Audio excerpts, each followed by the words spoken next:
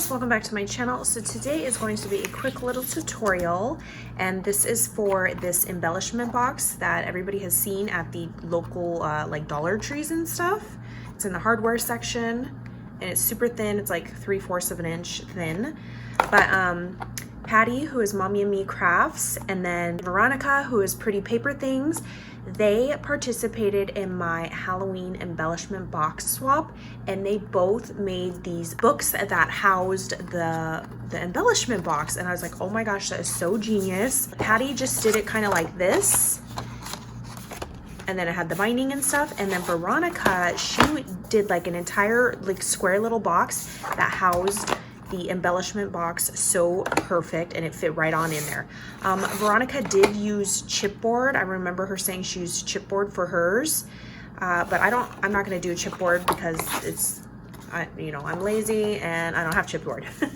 So I'm just gonna do like a box like she did on the inside of hers. For this, you're gonna need like a pattern paper, like a thicker cardstock. Don't use paper and stuff. And it needs to be 11.5 by 7.5. So I already cut mine down.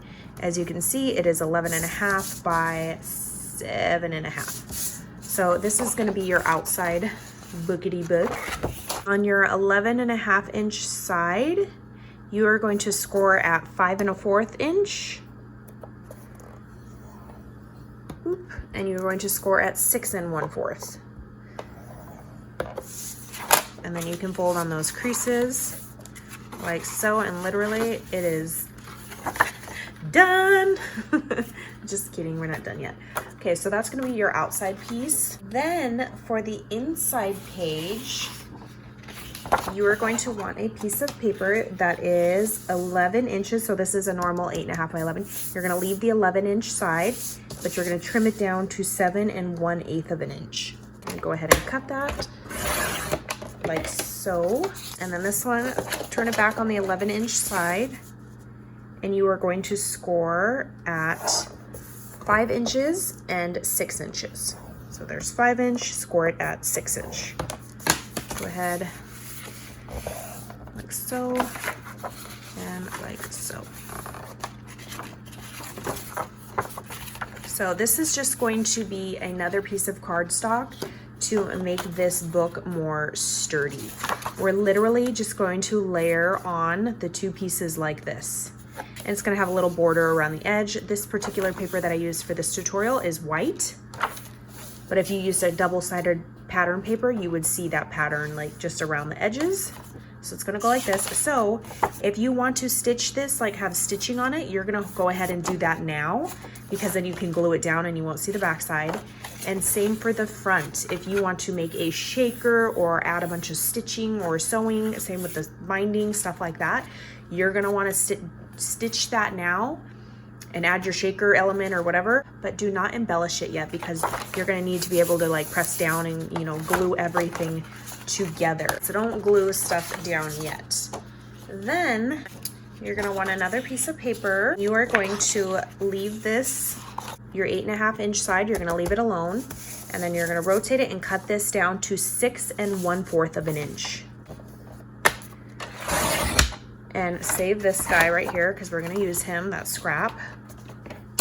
And this one, this little paper, it doesn't matter what side you're on, you are going to score it at 3/4 of an inch on all 4 sides.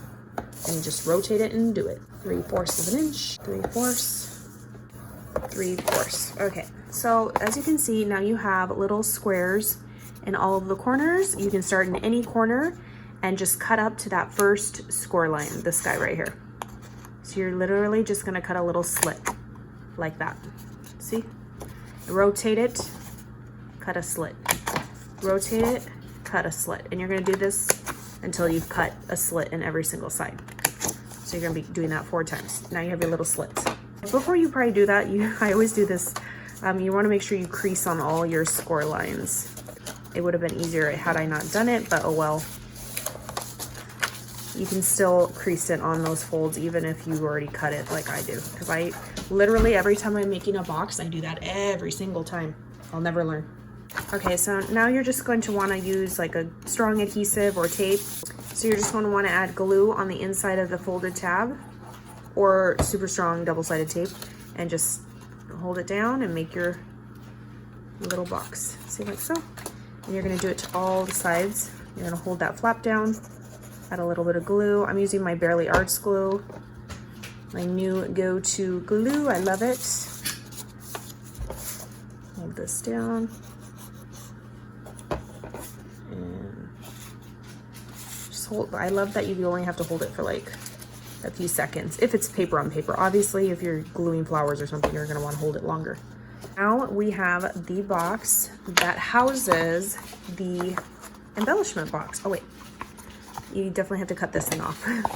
So this is like a good way to send an embellishment box if you didn't want to decorate the entire outside of a box. That way somebody, when they get all this stuff, they could easily empty all the contents, put that in with their storage solution, and then reuse this box. But then they have your beautiful little book to keep it. So there it is. It fits snug as a bug in there. And then you can go a step further and use scraps and layer the inside if you wanted to, you know, like with pattern paper or something, if this piece isn't pattern paper. So now you have your box, put that aside. Now you are going to want to cut. This is only if you want a spine on your little like book box. You are going to get a piece that is, so on your long side, you're gonna wanna cut that down to 7.5 by 3 inches. And then you're gonna score at 1 inch. And then you're gonna score it again at 2 inches. You can go ahead and fold on those crease marks or score lines. And this is just gonna be your little, I'll show you right here, your little binding, you know, like a book binding. Super cute, right? You could easily round your edges as well, but I like the square look on it. So now your outer piece of paper, you've, you know, did your stitching if you wanted stitching and everything else in between.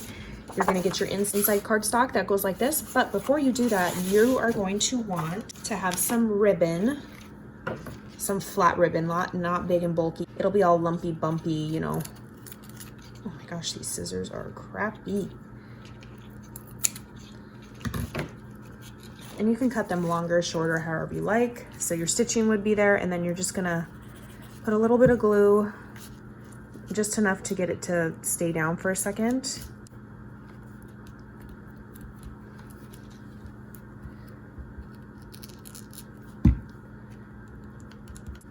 Hopefully they line up. Oh yeah, I did it pretty centered. Proud of myself. Okay, anyway.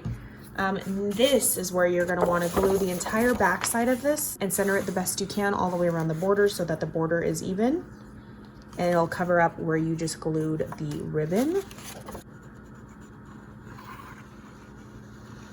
All the way around the edges and then zigzag in between.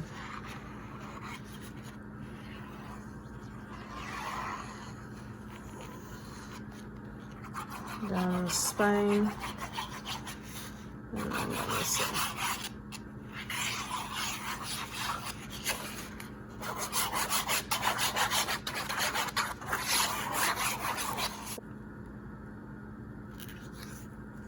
And the score lines should match up on here. I want to press that down. And now you have your book, and it's kind of stiff, like you see I can't really fold it again. Once this is like, you got a good grip and it's down good, you're gonna wanna refold on those score lines.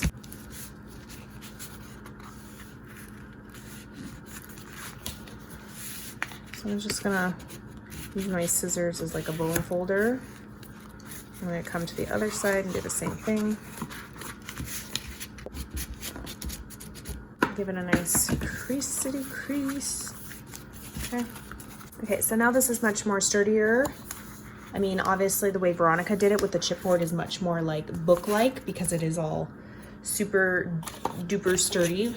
Now you're going to get your binding and do the same thing. Put glue on the inside. You're gonna get your book, just hold it like so and pop it on there. Score marks should all line up. Turn this around once you get it on there, and then so you're gonna want to push down so that your little bindings on there. Your spine, not binding. I don't know why I keep saying I'm not no bookmaker, but this is this. Okay, again, you're gonna wanna go through and crease it to get them all sticking to each other. Nice, crisp, sharp book. Coming out so cute.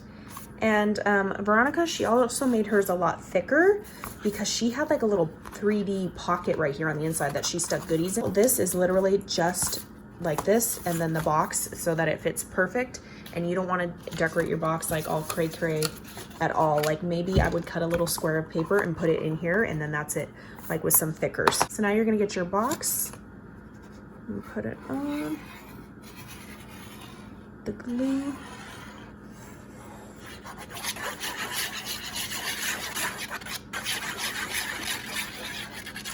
Get your box, and you're gonna want to butt it up to this score line right here. Not directly on it, but pretty close. And it's gonna be about, it's the same, it's gonna be about the same height as the paper that's underneath it. I'm just pushing down, getting a good grip. Like so. Increase it. Look how cute your little book. Obviously you can coordinate your colors, what you want in here. Get your little box, stick it in, get it and tie it.